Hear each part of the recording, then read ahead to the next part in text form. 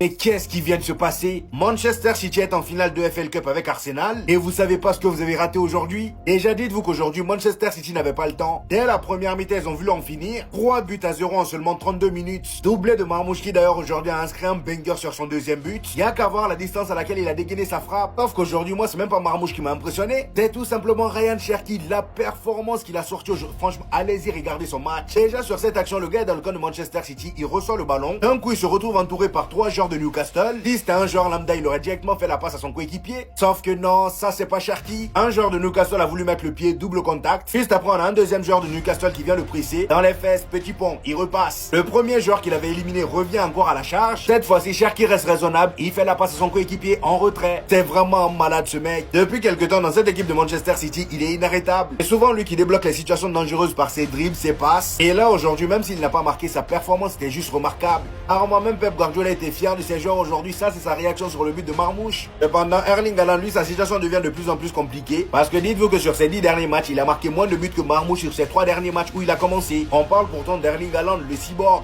Bref, en tout cas, moi, j'ai hâte de la finale.